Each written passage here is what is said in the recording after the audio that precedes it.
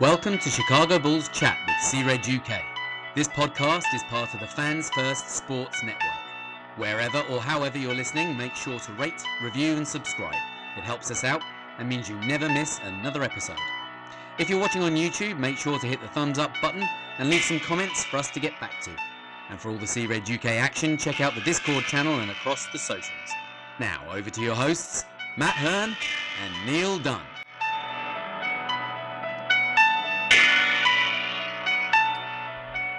Welcome back, I'm Matt, and as always, joined by Neil. How are we doing, Neil?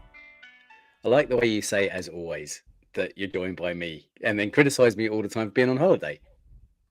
You're always there or thereabouts, aren't you? I know, yeah, I'm always hanging around like a bad smell. So yeah, how are we? I'm okay. Again, had another busy week. Huh? Finish your man cave. Do you know what? I wish it was a man cave. Unfortunately, it's a replacement shed. Yeah, I've been busting myself trying to put together this shed for the last few days. Before it starts piddling rain here and ruins everything that's out on the lawn. So anyway, I've managed to get it done this evening just as it started to rain. So good timing. Yeah. And obviously, your busy week coincides with, well, a busy week for Bulls. Of course, it's always the way, isn't it? Luckily, no games yet. They start on Tuesday/Wednesday for us. Yep. But obviously, Media Day was Monday, and since then, obviously, training camp started. Mm-hmm. And then we've just had news falling out and content everywhere, and yeah. So, Media Day. Like you said to me the other day, as much as you're maybe not excited by this season or the potential of this season, as soon as Media Day hits, that's it. It's like, I'm in. I'm all in. Yeah, it's hard not to. I mean, you know full well that you're in for a tough season, but you start seeing all the photos coming out and all the video clips coming out and all the pressers and all the interviews. And it's hard not to start getting that feeling and burning back inside you, isn't it? Yeah. And, you know, obviously you see all the new players in the Bulls gear for the first time officially. Yeah. You know, obviously like the likes of Giddy and Jalen Smith and obviously all the two-way guys, the guys that are fighting for that last slot and everything like that. And, yeah, you just can't help but, you know, feel like the season is near enough here. And at the end of the day, we're Bulls fans. We're going to get excited about the start of it, whether we want to be or not. In terms of Media Day, it's like I said last week when AK and Billy was on 670 The Score, which we spoke about on last week's episode. The things that they say, let's take with a pinch of salt. You know, it's kind of like lip service. I prefer hearing from the players and what they've been working on through, obviously, the off-season, especially if it's a new player to the team, like, obviously, Josh Giddey. Mm-hmm. I mean, did you take anything from what Billy and AK said that was different to what we've previously heard? I did, actually, one thing, and that was the clarification that the plan is not to send Vucevic down to the G League, but that it's there as an option if required, but that's not the plan, as opposed to what it sounded like on 670 The Score, like it was quite likely to happen. So I'm glad that it's not really a U-turn as such, but it's certainly a swerve, and I welcome it. Yeah, I mean, obviously that 670 interview is kind of, I think they can maybe catch them off guard a little bit sometimes, and they say things that they may be thinking but maybe shouldn't say as well. Do you know what I mean? And obviously when it comes to Media Day, I think they're maybe a bit more prepped for it, and the kind of. Well, that is the prep, isn't it? That's a little warm up. I mean, the thing is, they know, obviously, like the beat reporters, don't they? They can probably know the kind of questions they're going to get asked, and I think they kind of premeditate it, and it's like, you know, obviously, that's why I always say I take what they say with a pinch of salt, because you kind of know what's coming. On to the players. Obviously, we don't hear off every player. I think we heard off Zach, Giddy, Vooch, Coby. That was it, I think, wasn't it?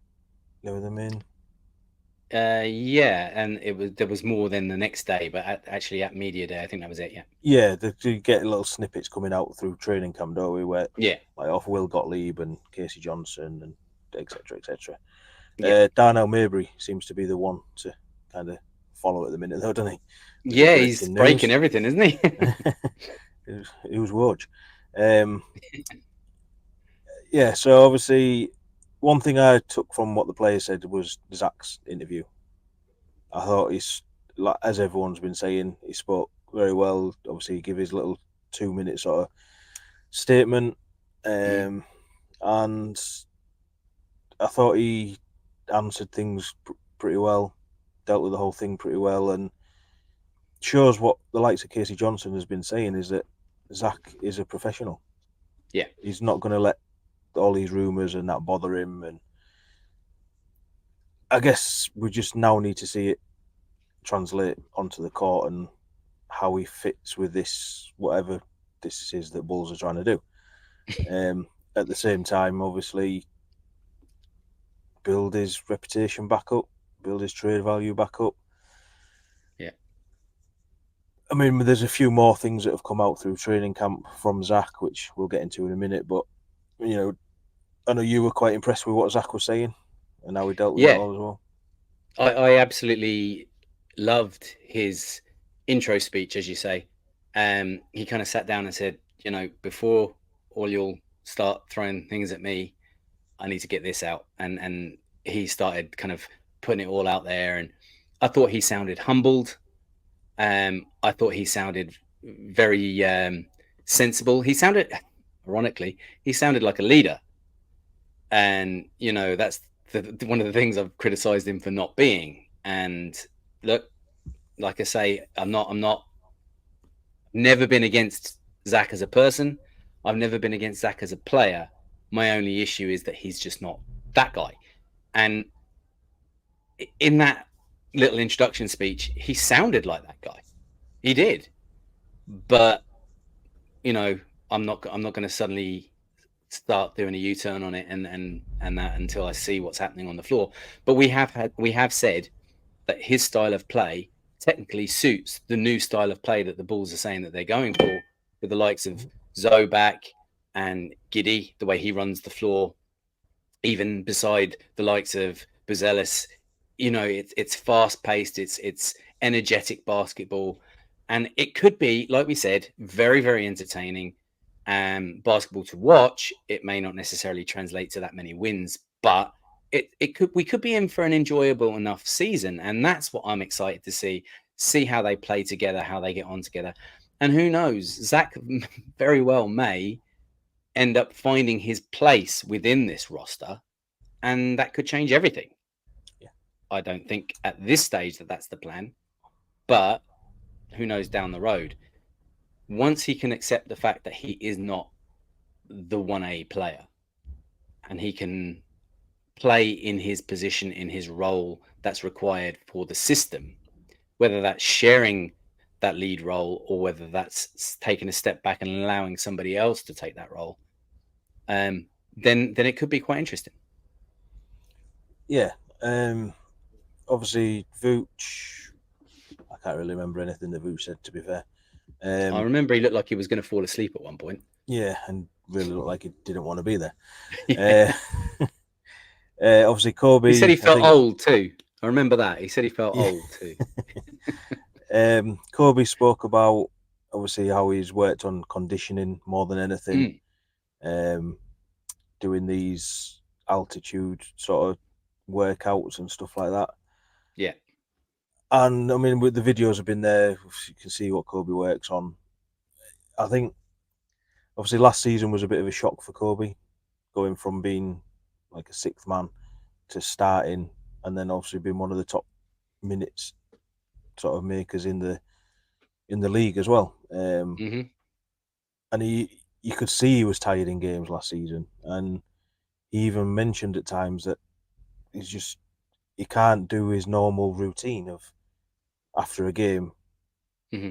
doing another workout because he needs to rest and stuff like that. So hopefully a different sort of, not a mindset as such, but a different knowing his actual role this year, knowing he's going to be a starter.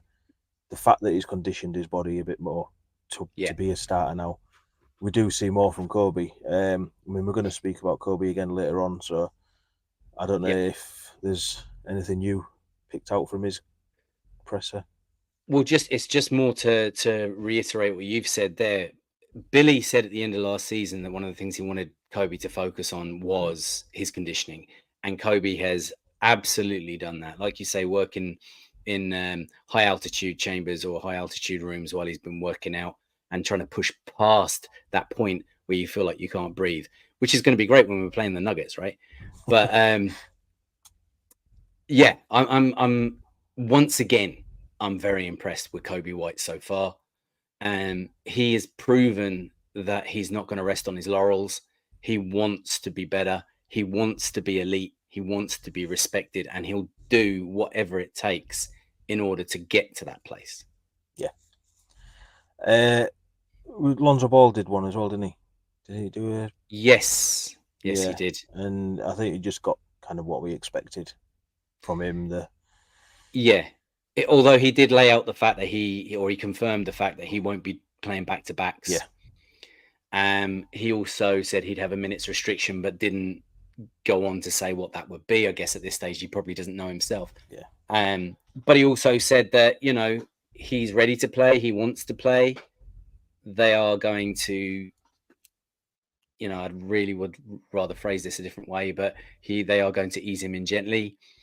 And, eventually we'll get to that famous phrase of ramping him up. But I guess that's what they're doing right now and through training camp. And, like I said to you before, I love the story behind this. And I fear for the reality not living up to the hype. But we'll see. Look, I'm trying to keep an open mind. At one stage, I thought this was just a done deal. But to see him back in his uniform, it's hard not to harken back to the impact he had when he was playing before for us for those wonderful 35 games. And it will be interesting.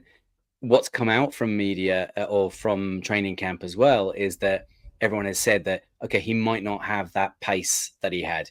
He may not have that athleticism that he had, but the IQ is still there and the passing is still on point. And that's exciting to hear. Yeah, I mean, obviously, my thoughts on the whole Lonzo thing. Yeah, you want him gone.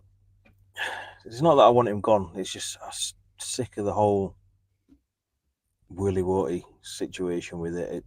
Like I say, it's been hanging over the team for too long, and I think now I've seen him back on the court with the rest of the team. I'm a bit more going around to the idea of seeing him out there, and it just purely to get a trade for him more than anything. But nice story. Obviously, we'll get into Lonzo a little bit in a minute as well. And obviously, the last one was Josh Giddey, and I think the biggest take that everyone had from Josh Giddey was announcing the injury that he's had since the Olympics. Another new injury that we didn't know. Well, we knew he got injured, but we didn't know the severity of it, and we didn't even know the name of it. It was a ruptured ATFL ligament. ATFL, yeah. I've not heard of that one before, to be honest. WTF, I don't know. Yeah, that's what Peck was calling it on CHGO. He was calling it the WTF ligament. Yeah, essentially it's like a bad ankle sprain from what I've read online. Because you Google it, don't you? As soon as you hear it, and there's obviously different stages of it. It starts off with an ankle sprain and goes up to the ruptured ligament and stuff like that. Obviously, you mentioned that he hasn't been able to work out properly since it, and if it was a playoff game, he would be good to play. He doesn't play playoffs; he gets benched. I was going to say, I'm sure there's a joke in there somewhere, and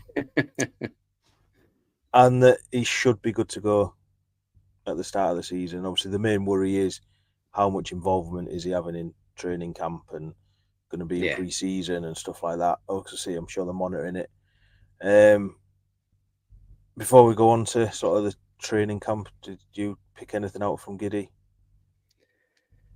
Not really. I mean, it was kind of everything I expected him to say more than anything else. A lot of yeah, there's a lot of that. He needs to work on his presentation a little bit because, do you know, I know you're not a soccer guy, but Arsene Wenger, who used to be the manager of Arsenal, he used to do that. And anytime I'd be listening to him talking on Match of the Day or after Arsenal played United, or if I was ever watching an Arsenal game, oh my God, it used to drive me mad. I used to want to just put my hand in through the screen, pull him out and box him in the head. And if I'm having to listen to that from Josh Giddey all season long, oh man, I can't do it. I won't be able to. I'll have to just listen to all the abbreviated versions of it and have that bit cut out because I can't do it. Yeah, I mean, obviously, seriously, I think he spoke quite well as well. Yeah, in the sense that you can,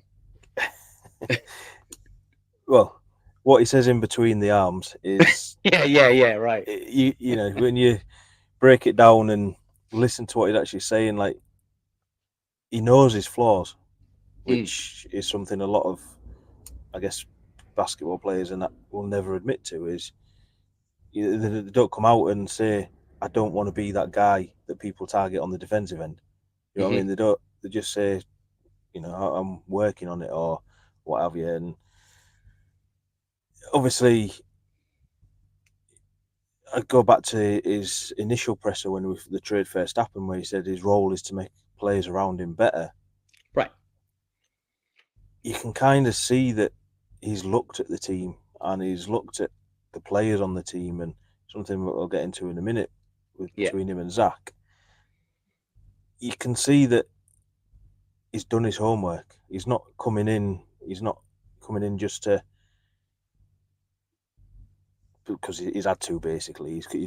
It's like he actually wants to be here now. He wants to this fresh start. And I mean, the jokes are constantly going around on Twitter still, which annoys me.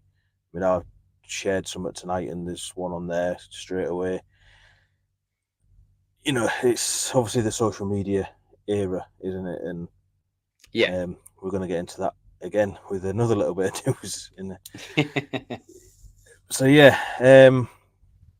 obviously training camp started Tuesday, and like I said, we get more snippets.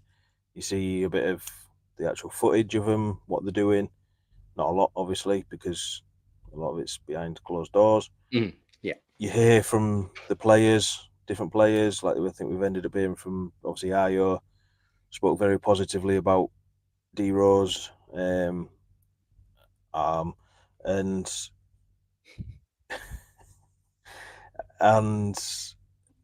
mentioned obviously one of the clips that we saw of Ayo was exactly what I said on last week's episode that I want to see him doing, is leading that defense, being the vocal leader on the defense. Jalen Smith mentioned about how he wants to be up and down the court.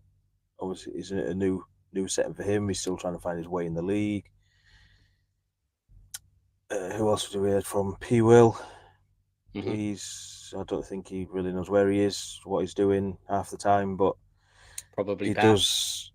He's a real man, and he has bone in his chicken. Yeah, he does. Because it takes a real man to get a good bone in your bird. Too easy. Yeah. Obviously, I mean, we're on the third day of training camp now. Yeah. And we've been getting sort of periodic updates of injury updates.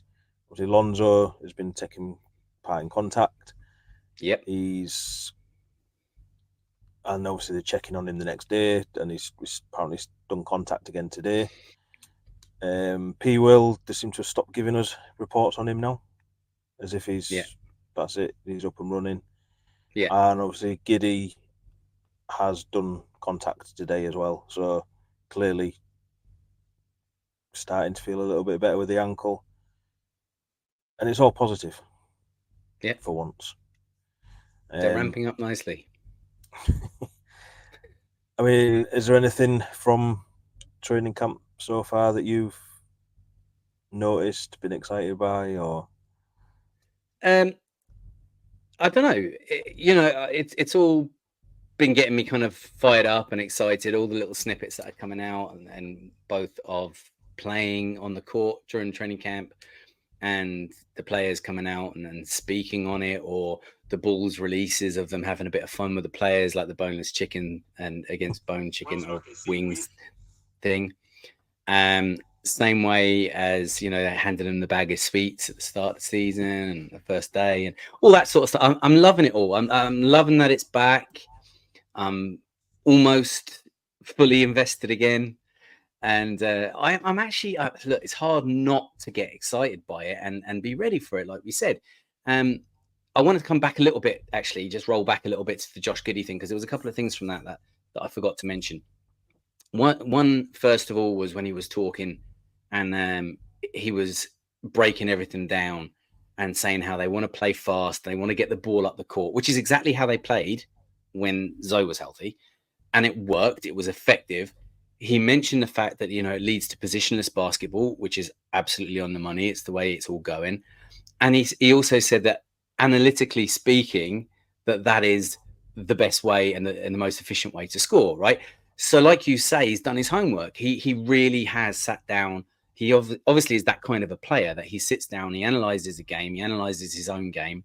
He's already mentioned something that we're going to talk about in a minute with Zach, and that will come up there as well. But it all leads to the fact, for me, to one thing, and that is basketball IQ. He has it in spades. And that's why I think people are sleeping on him when he's on that court, and we realize that he's passing the ball to players who are going to become more and more aware of the way he plays, the more they play with him.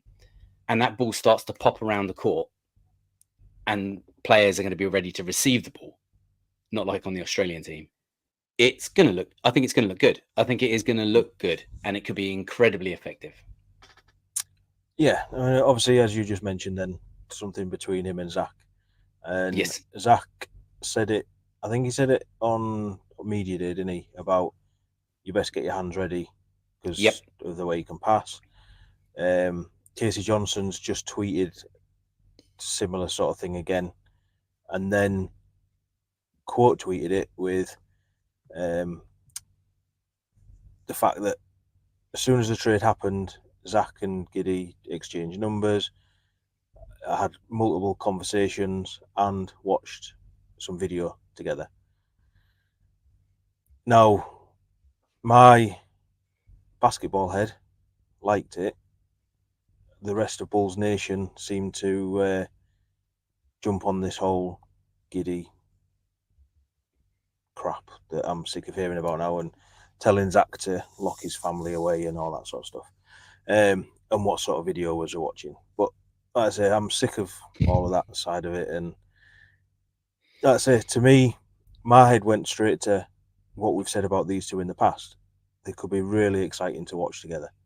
Yeah. The way Zach can get out, whether it's for catch and shoot three, whether it's cutting to the rim, whatever it happens to be. And, obviously, if you've got Giddey there to find him, if Giddey goes off, potentially we've got Lonzo there to find him as well. Yeah. It's all, you're going to see the Zach that we wanted to see, or that we want to see, should I say. Mm-hmm. And it's going to be fun, exciting, fast basketball to watch. Yeah. Because Zach's not the only one on the team that can do that. But again, it goes back to what you said about Zach. Comes across as a leader. Mm-hmm. It must have been a bit of a shock to everybody on the roster as well when that trade went down. And Zach reaches out to Giddey straight away to start watching tape straight away. That's what a leader does. Yeah. So again, full credit to Zach for that. And Can I ask you, right, while we're on that subject, do you think that, okay, taking the off season out of it, right, and what happened with Zach and looking potentially to be moved and not getting moved and all that, right? Take all that out of it for a second.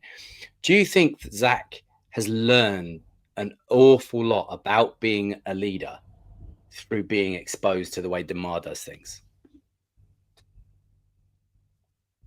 Yeah, possibly. I think, Because I think so. yeah, I think he's realised not to be, what's the word? Selfish, I guess. Yeah. You know what I mean? I think he comes across in the past as a very selfish player. It's like, the way I'm going to lead is I'm going to go out there and drop 50. Yeah. But we're still going to lose. Right. Whereas I could Give have me the maybe... ball. I'll show you how we can win this. Give me the ball. Yeah. Yeah. Whereas if he maybe dropped down to 40 points and got 20 points worth of assists, the team win. Mm-hmm. You know what I mean? You can look at it like that, can't you? And I think, I mean, he's going into, what, year 11 in the league? He is... Well, he's a vet, isn't he? Do you know what I mean? Oh, I know big time. he's not of the age of what you'd think of a vet, but he is a vet in the league. And I think this whole thing with Zach has just... I think it's completely changed him. I think maybe a lot of what he said on media day could have been from his team. Do you know what I mean? His management team, clutch, whatever you want to call them. Possibly. A bit sort of manufactured, but then I don't know. He's always spoke very highly of Bulls as an organisation, hasn't he? And how he likes being in Chicago and stuff like that. So it's, unless we're actually in these sort of private meetings and around the team and stuff like that, you're never going to know, are you? Do you know? It's all pure speculation. It's all social media narratives and stuff like that. And it just goes back to the whole thing of being excited to see him on the floor and see how it actually works out. You know, if he can get his trade value up and he's not on the Bulls at the end of the season, I'm not going to lose any sleep over it. Do you know what I mean? I'll be quite happy for that to happen. If he's still a Bull at the end of the season, I don't think I'll be that bothered by that either, to be honest. If we see this side of Zach that we want to see.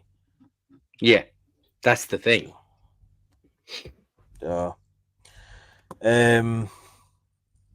Obviously, Bulls themselves have put out a few videos. There was Lonzo lobbing to Vucevic, which, that again, fun, exciting basketball to watch. Yeah. I mean, we saw a video. We've got the likes of Vucevic, Zach, and Julian Phillips that are all going to be well able to get on the end of a lob, right? Yeah. And now you've got Zoe, you've got Giddy, and potentially Coby, even maybe Io, who are well able to throw it up there. So it could be especially if it's on the break, it could be very entertaining. Yeah. Well, I think it was Io that got the pass to Zach in the video, one of the videos that I saw. And I think it was Zach anyway. But Io's also said that he's praised the sort of athleticism of Vucevic, hasn't he? Saying that he's probably behind Zach, the most athletic on the team. Yeah. Which, you know, leads to fun, exciting basketball to watch for a change. Definitely. I don't think there's anything else out of training camp, is there? No, I don't think there was anything major that I wanted to discuss anyway. There's lots of snippets and bits and pieces. They're all up on our Twitter and across all the socials. You've been putting them up there. So anybody who wants to go and check them out, go check them out. Help support the podcast and the brand at C-Reg UK by heading to our merch site, where you'll find a variety of designs on things like mugs, t-shirts and hoodies, including our Bulls Ellis and Flop of the Fro, with plenty more designs still to come. Link is in the description. And then obviously yesterday we got the news that Bulls are making roster moves with Bulls legend Marcus Damask. Got waived yesterday. Straight away people were like, that's it, sign D Rose. Jesus Christ. We covered that last week. My thoughts on that. Yeah, we did. So yeah, obviously, Summer League legend. I don't even think he played that much in Summer League, did he? I don't think so. I know he'd got a couple of games, but I can't remember him doing anything. And then today we get the news that we have replaced him with Josh Primo. Yep, as you've got going across the bottom there, it is an Exhibit 10. So it's obviously a training camp deal. Yeah. And according to Darnell Mabry, who broke the news, it is with the intention of sending him straight to Windy City to rehab an ankle injury that he's got and eventually work his way back into the NBA. Obviously, famously waived by, or released, dumped, whatever you want to call it, by Spurs. He did get picked up by Clippers last year, and then he picked his injury up, and I think that's when they waived him and what have you. Obviously, he was released by Spurs for behaviour contradictory to the NBA's beliefs or whatever it was. Yeah. Indecent exposure. Yes. Was it the Spurs psychiatrist or whatever she was? Yeah. Apparently exposed himself 9 times to her, and it led to a whole thing of she'd reported it to Spurs and they didn't act on it, and all got a little bit messy.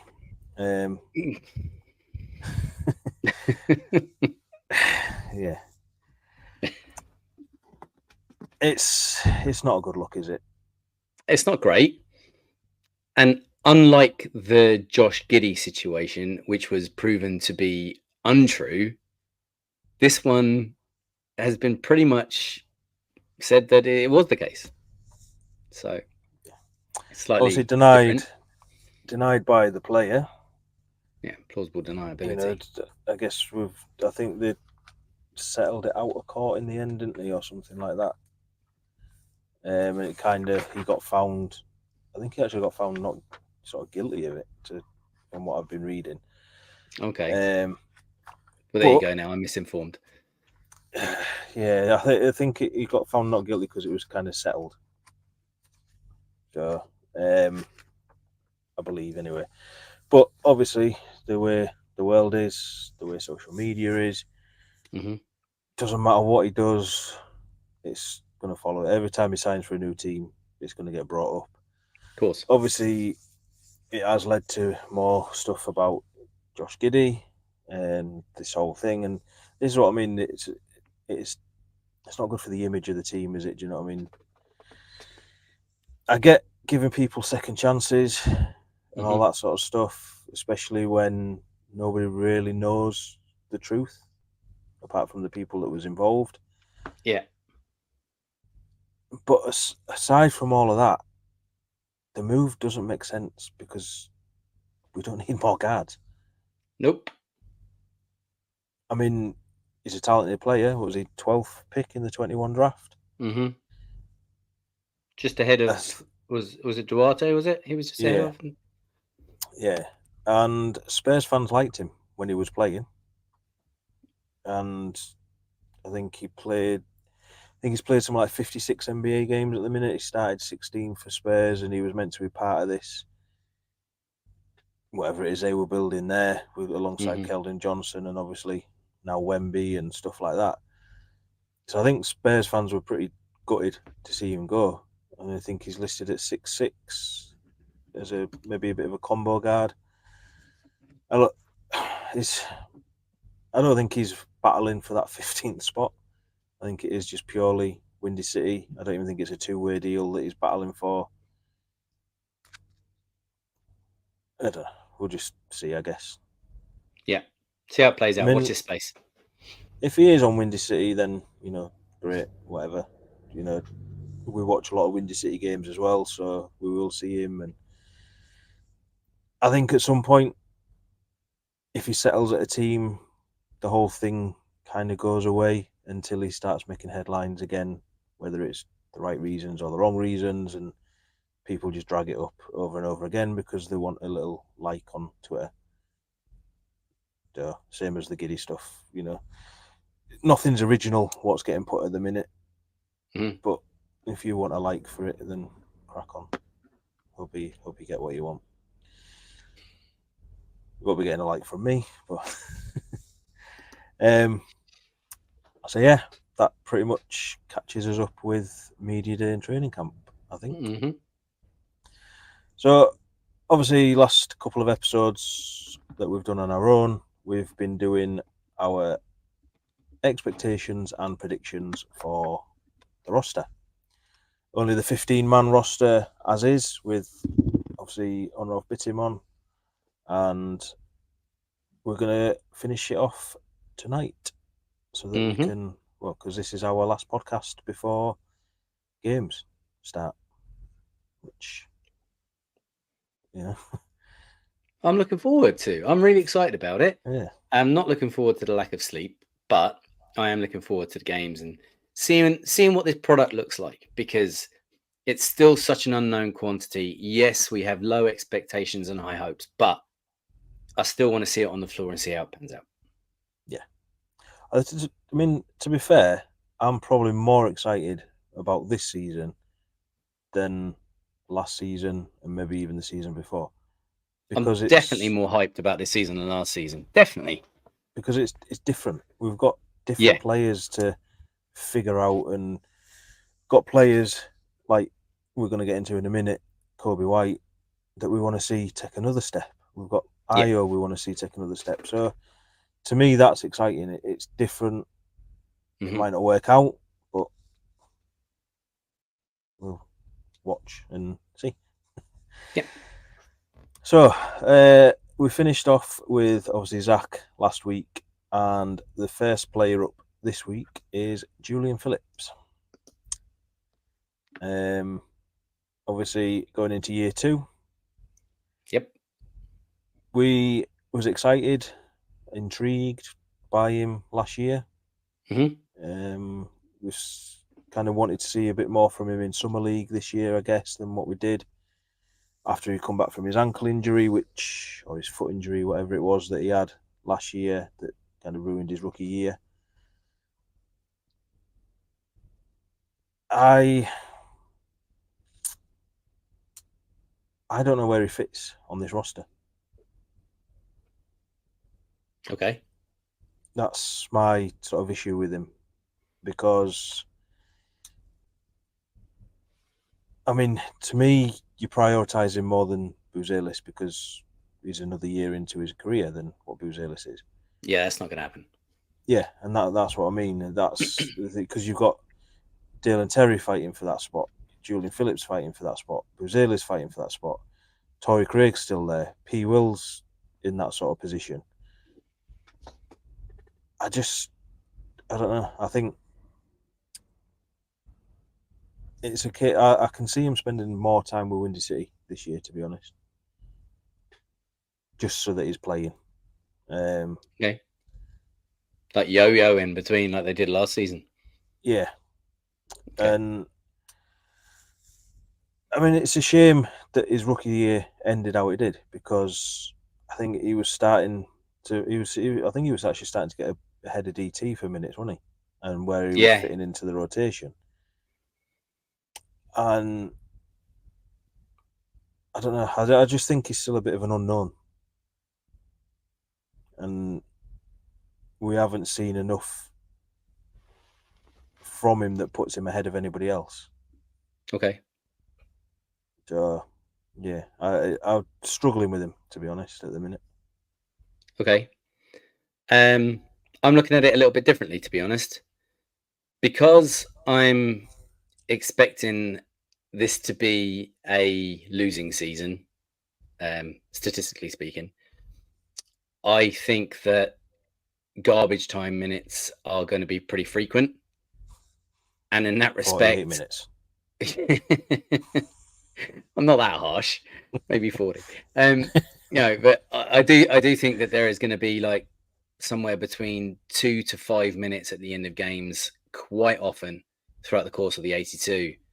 And it's in those moments that I think they unleash Julian Phillips onto the floor. And I do think that he is going to try and get a bit of respect put on him on his name when he's out there. We know he's athletic. We know he'll run the floor, both ends. And we know he is an energy guy. And I think in garbage time, that can be enough to make you a bit of a standout. And for that reason, I think he actually impacts the roster a little bit more than you seem to be thinking, and will have an impact on Bulls Nation in that same way. Didn't you have him down as our most improved? Yes, I think so.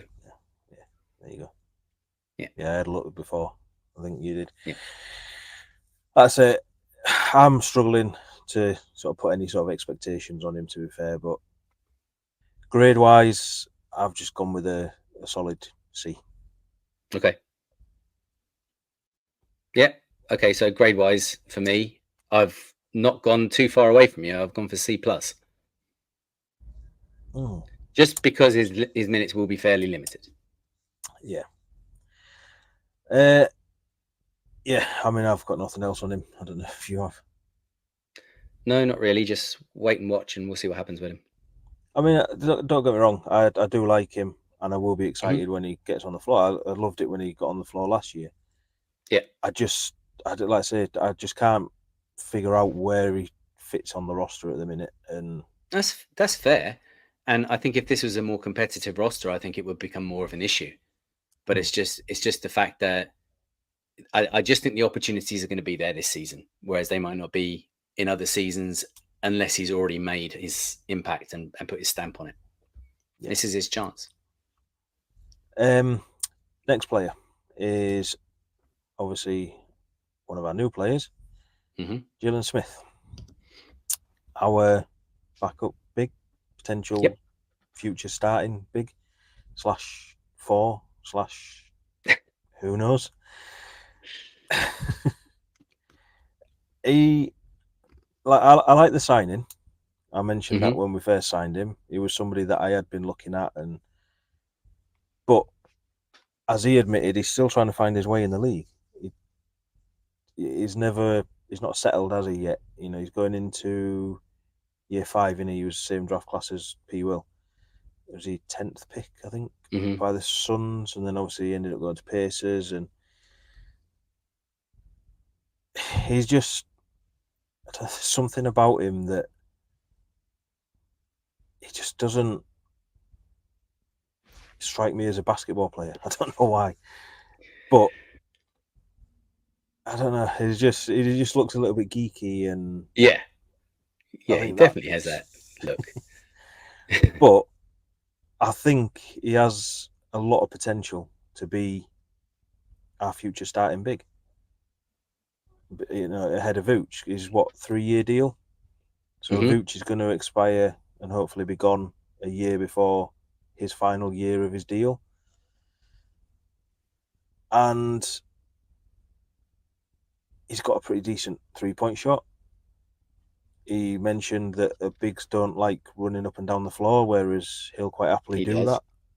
You know, so again, plays into the whole Josh Giddey thing of getting out in transition and stuff like that, playing faster. And I mean, he's got big shoes to fill, very big shoes to fill in, obviously, Andre Drummond. Yeah.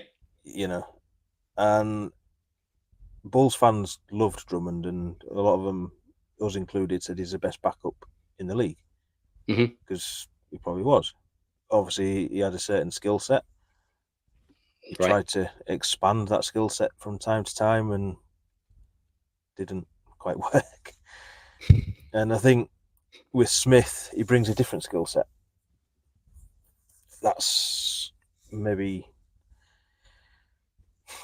I don't know, a bit more modern, should we say. Yeah, that's not a bad thing. Yeah. It's just the way the league's going. Exactly. I mean, if he can get, I don't know how many minutes he's going to get or whatever, but if he can space the floor a little bit when he's out there on the offensive end, if he can grab plenty of boards, and it's just going to do his job, isn't he? Yeah. And I think the biggest thing for him is the fact that Bulls Nation don't like Vooch. So whatever he does when he comes on the floor, people are going to say it's better than Vooch. Well, yeah. I mean, as soon as they see him running, they're going to say he's better than Vooch. And if he can jump that first three, and if he can jump higher than an inch off the ground, he'll also be considered better than Vooch because he can't jump over a phone book. But he did in training camp, and slammed it down quite aggressively. Which I mean, we'll get into Vooch in a little bit, but yeah. What's your sort of expectations for Smith? Yeah, I've kind of got more and more excited by him as it's gone on since the signing, to be honest with you, because I just think of all the players on the roster, aside from maybe Giddey, he has the biggest window to make an impact. He has the best opportunity to become a really usable, functional piece of this roster. You know, you're playing back up to Vooch, who is, well, like you say, we'll get on to Vooch in a minute, but he's an aging big. And that gives him that opportunity to pinch and steal a few minutes here and there over Vooch when he's going to require more and more rest over the next couple of seasons moving forward, potentially. And I just think that the opportunity is there for him. And if he can take it, he will find his place in this league. He will find his place on this team. And he can do it quite quickly, you know, realistically speaking. I mean, we saw Drummond get quite good numbers and good minutes at times throughout the course of the last couple of seasons. Okay, then there were times where, you know, we joked about him running over Billy's cat because he wasn't seeing the floor at all. But that can't really happen with Jalen Smith out of the traps because there's nobody else. You know, we've seen that there's a reluctancy to play Sanogo. So all you've kind of really got then is Jalen Smith backing up Vooch. And I just think that, you know, if you can get past the geeky side of him, if you can get past the social awkwardness that he seems to have, I do think that the potential for him impacting this roster and fitting within the scheme of this team, all that rhymed. I do think that he's going to have a pretty productive season. Like you just attended, like the sort of social awkwardness, the geekiness. Do you think that makes him quite endearing? It might, or it might make him as annoying as hell. It depends on how he's portrayed as well. Do you know, not necessarily how he portrays himself, but how he's portrayed within social media, how he's portrayed in the actual media, and how his teammates interact with him. Because if he is socially awkward, but they still kind of pull him in under their wing, or someone takes him on and kind of tries to bring him out of himself, that could become incredibly endearing. Do you know, that little bit quiet, that little bit geeky, little bit nerdy, little bit, you know, odd. Like Patrick Williams is like that, but he's endearing. Everyone kind of finds him funny, and he's kind of managed to square that into a little corner that fits his mold, and there's a place for that. Jalen Smith could potentially do the same, or it could go very, very wrong, and he could become, well, even if he's not in the locker room, but it could come across like he's ostracized and that he's not being taken in with the rest of the team. All depends on what way it plays out. Yeah.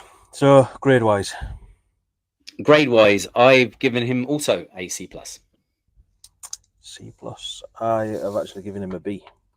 But I also have him as our unsung hero, don't I? So you do. You I tend to go with yeah.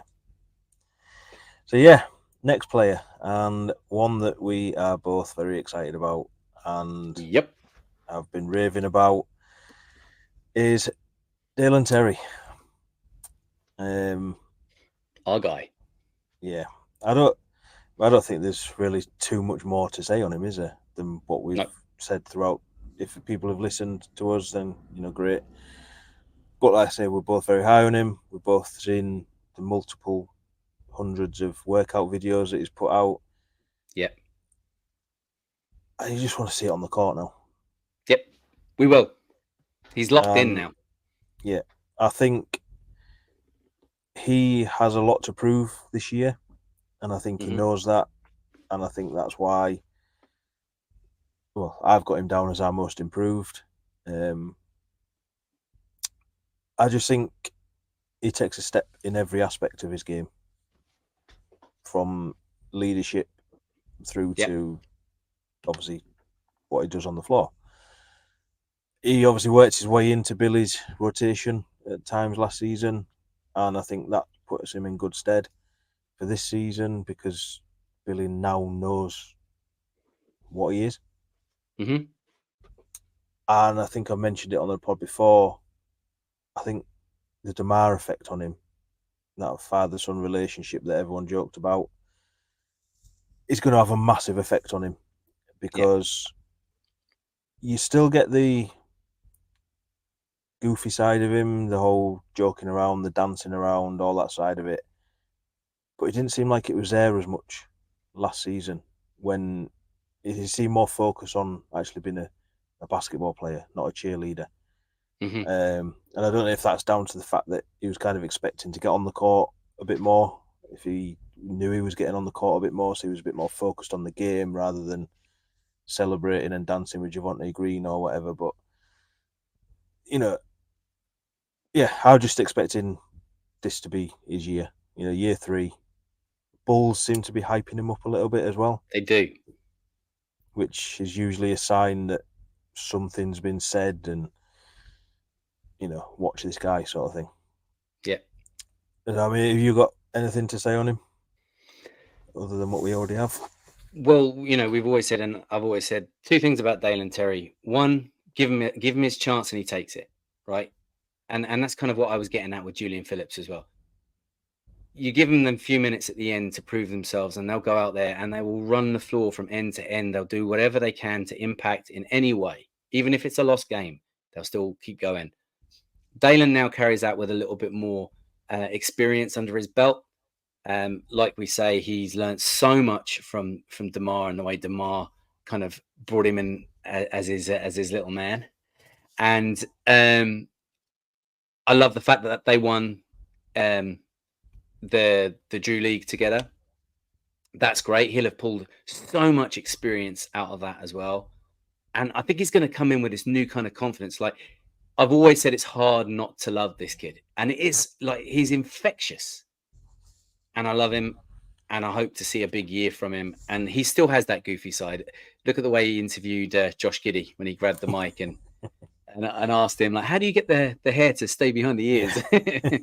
See, that's the kind of shit I love about him. He's just, he's funny. He's obviously gets on great with everybody. And now we just need to start seeing it on the floor. Come on, DT, this year.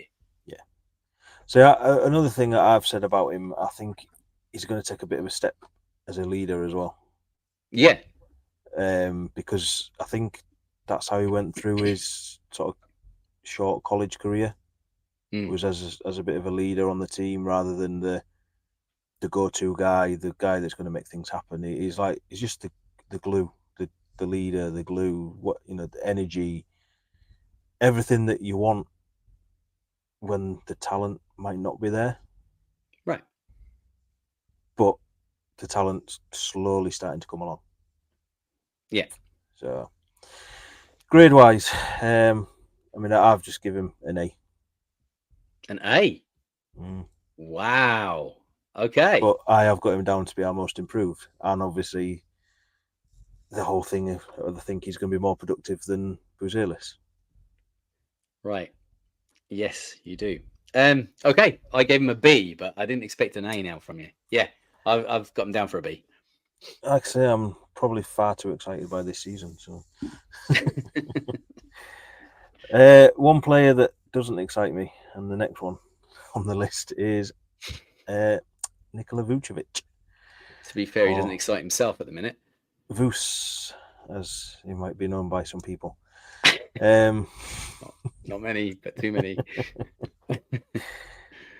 I've said time and time again, he frustrates the hell out of me. But I don't know if it's more how the team play him that frustrates me rather than Vooch himself. It does. His lack of oomph frustrates me. Yeah. But I don't know. There is a decent player in there. That's the annoying there is. thing. You know, he's a double machine. Not the most energetic double you're ever going to see, but he can grab you 10 to 15 rebounds a night. Can quite easily put up 20 points a night. And if he does that consistently, and something we've always said with him is availability is his greatest asset because he very rarely goes out injured. Yeah. You know, I don't know. This new team, we could see a different Vooch. Yep, we could. Or we could just still see the same old Vooch. Well, I think if we see the same old Vooch, he's going to get left behind. Because the way he has played as a Bull so far does not fit with the plan, by all accounts, going forward. And I think that, you know, apart from maybe running as a trailer and picking up the ball that way, he's not going to be in position to be fed the ball as well as Zoe and as well as Giddy can push the floor and pass the ball, as well as Io and Coby can thread the needle now and make good passes inside. Vooch has to be there. And if they're pushing the pace and they're playing fast-paced basketball and Vooch can't keep up, well, then he's going to find himself struggling. You know, and he's not going to be putting up those kind of numbers because those points are going to be passed on to other players. Yeah, I mean, for me, I don't want to see him bricking anywhere near as many threes as he does. Mm-hmm. I don't know. It is, like I say, it just frustrates me, and is the player that everybody loves to hate on this Bulls roster. And I think sometimes it's a little bit unjust. Yeah, I think so. And I don't think it matters what he does. Bulls fans are never going to be happy with him. He could go, you know, that game against Golden State where he put up 40 points or whatever it was. Something ridiculous, didn't he? A couple of years back. That's what he's capable of doing. Not regularly, like, obviously. But then you see the other side of him where he doesn't put up 10 points and struggles with his I mean, he's not the most energetic rebounder as it is, but you know, you kind of think to yourself, you're there, Vooch. Move. Get the ball. It's just, like I say, it's just frustrating. And that's why most of his rebounds are picked up on the defensive end more so than the offensive end, though. Yeah.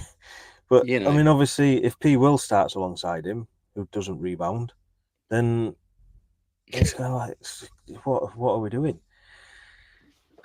But anyway, grade-wise, what are you going with for him? A solid C. Yeah, see, I had him down as a C, and then I changed at the last minute, and I've actually gone with a B minus. Oh, double jump, 2-point jump. Yeah. I just think that he might fit better with his team, and I don't think that's a grade he'll get off Bulls Nation, but I think that's the grade I'll give him at the end of the season. Okay, well, that's fair. I think, you know, in regards to fitting into this team, he's going to have to move, and if he can move and get in position, he'll get the ball, and it will go very well for him, and he'll look good, he'll look well, he can post up, we know that, and it could go well. But on the flip side, if he doesn't move, he's going to get left behind. Yeah, I mean, the thing is, he could be a very good link man as well. Oh yeah, we know he's a great passer, right? Yeah, and that's inside, outside, great passing.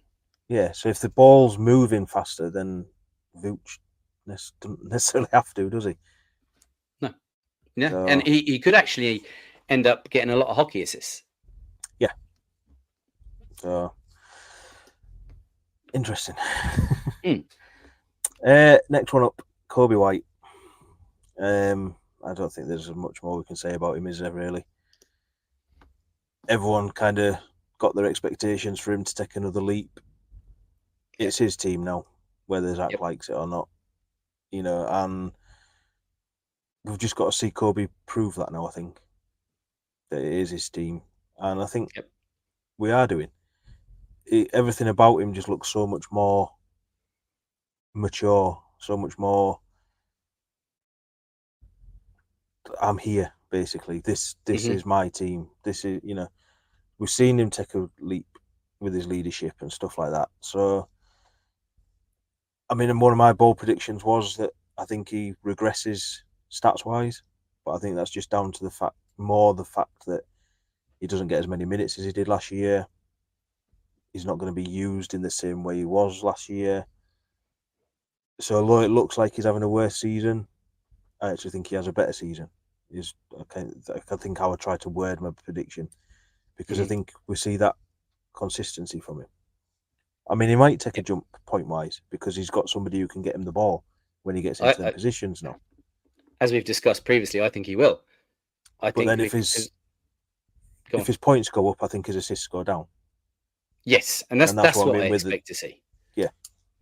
So, like I said, I'm not expecting a bad season from him. I just don't think statistically he looks as. He doesn't look like he takes that major leap, basically. But if you actually watch him and you watch his game, if you can just level it, keep it consistent, anybody who watches a game sees the leap that he takes, if that makes sense. Yeah, I think so too. And I actually also think that there's going to be plentiful highlights, and he's very much in the fold of the hype machine right now. Bulls are going to push him. Bulls Nation are going to push him. Media is even on his side at the moment. Hopefully it stays that way.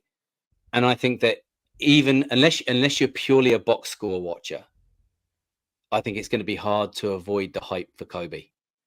Yeah. And for that reason, I think even though I think his assists will go down, I think his scoring will go up. I don't think his assists are going to go down drastically. I just think they're going to go down by a couple of assists a game on average. I just still think that's going to be his role, basically. Exactly. It's not going to be his role anymore. But what is going to be his role is to get the ball and either penetrate and score, penetrate and kick, or catch and shoot. Yeah. Right? So whether he's penetrating or shooting, he's going to do well. Yeah. My only issue with it all is Zach LaVine. Yeah. I've said before, I don't think them two fit together in the same sort of on the court together, basically. A lot of people said last year that he didn't fit with DeMar, but I just think him and Zach are too similar in how they play offensively that they can't. Both of them can't do what they want to do, basically. Yeah, right. But if you're playing like some sort of a horns offense, right, where you've got Coby on one side at the top outside, you've got Zach on the other side at the top outside. Both players can catch and shoot. Both players can catch and drive, and both players can drive and kick. That's a formidable offense on both sides of the floor. So theoretically, you're potent from the left or the right hand side. So you got Coby. I'll try and get my hands in the camera. Coby, Zach, and you got Giddy coming up the middle with the ball. Yeah. Who are you passing it to? But that all depends on the person that's carrying the ball, right? If the person that's carrying the ball has a good read of the game, which we know that both Zoe and Giddy do, they can read the offense, they can read the floor, they make that decision. That decision is no longer in the hands of Zach or Coby. It's in the hands of whoever's carrying the ball. Same positions then. Yeah. Who's got the better defender on them? Zach. So then you pass to Coby, because Coby can do exactly what Zach can with a worse defender in front of him. Right. Exactly. Are, Billy. And that's why I'm saying it's on the point guard. Yeah. It's on the point guard to run that offense and make that choice. Yeah. Once it's or not even someone better, you have Vooch in the post, just a little, and nobody's expecting it. Well, you see, yeah, that's exactly it. Like, I mean, theoretically, with that first 5, 6, maybe even pushing to 7 players on the floor, you have the opportunity to be a threat from all 5 positions. Okay, probably the most unknown of the 5 positions at the moment is the 4, right? In P. Will or Buzelis or whoever else is playing in the 4 at that moment. That's the most unknown quantity right now, right? So, if you're the defending team, you want to make sure that that's the area that is the biggest threat, because you want to close down everything else, right? So, I mean, I don't want to start getting into a coaching episode or anything like that, but you are basically, you're looking at a position here where the Bulls can be a threat from 4 to 5 positions on the floor, depending on who's on the floor at that time. And that is all on Giddey and Zoe to run that floor like we know that they're capable of doing. And I'm excited to see that side of it and see how that works, and see, can they read the floor as quickly and as effectively as they can on paper, and as we've seen them do before. So, grade for Coby then. Oh yeah. Coby White, I've given him a straight A. Yeah, same as me. Potential to be an A+, A star, whatever you want to call it. And the last player, and try and be as quick as we can. I know that you probably want to spend a lot of time talking about him. No, I'm good. Whereas I don't, and that is Patrick Williams. P. Will, as Big Dave, friend of the show, is patented and trademarked, so no excuses at all. Right. There is no more excuses for P. Will now. No, there isn't. And, that's coming from someone who has firmly been in his corner for a long time. But this is it. You've got your contract.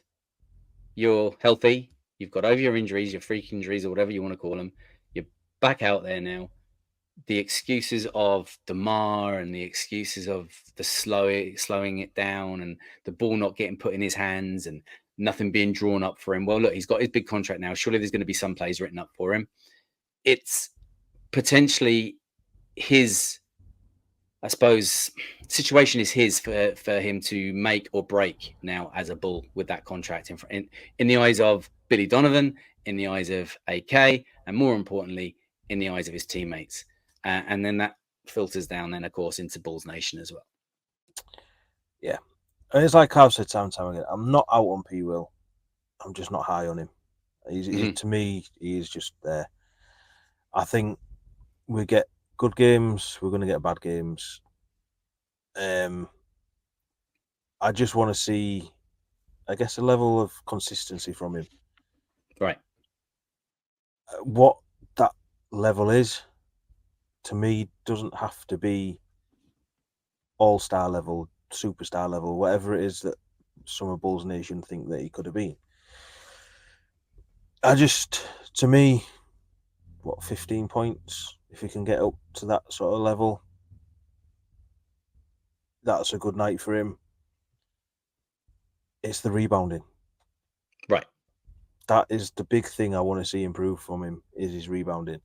Because, as I've said before, sometimes, say if he's going up against Giannis, I don't expect him to have a good offensive night because he's concentrating on the defensive end and not getting run over by Giannis. So, what comes with that is rebounding. Mm-hmm. And that's where I want to see the effort come from him. It is the rebounding. If he goes up against Bucks, for example, and Giannis, and he puts up 4 points but 9 rebounds, I'd be happy with that. I know a lot of Bulls Nation wouldn't, but to me that shows he's got in there. He's been physical. He's put his body out there basically to do what he's designed to do. So put his body out there like Josh Primo. Hopefully not. Yeah, like I say, I get sick of talking about him and the what ifs and cannies and what have you. Grade wise, what are you going with? Well, it might surprise you actually, but I've gone for a C+. Yeah, I just went with a straight C. Like I say, I just think as long as he finds some sort of consistency, good or bad. Yeah. At least we know what we've got then. This is true. I think at the end of this season, we will have a better idea of what Patrick Williams is. Yeah. And there's only one person that can show that, and that is P-Will. Absolutely. Right. Yeah, so that rounds it up. That's our predictions. Obviously, if you missed the earlier ones, go back and listen to them episodes while you're there. Subscribe to the YouTube, all the good stuff. We've got to say that, apparently. And let us know in the comments on the socials, wherever, your own predictions for these players, expectations for the players. It's just a bit of fun. The season's just around the corner. Raring to go. Absolutely. It's okay to disagree with us. It's okay to agree with us. We'll take it. We'll take all the comments. In a minute. And obviously, next week, Tuesday night, sort of / Wednesday morning for us, is the first preseason game against Cavs. We'll be back at some point next week after that game, because I think the game after that is the weekend, isn't it? So we'll have a bit of a gap anyway. Yeah.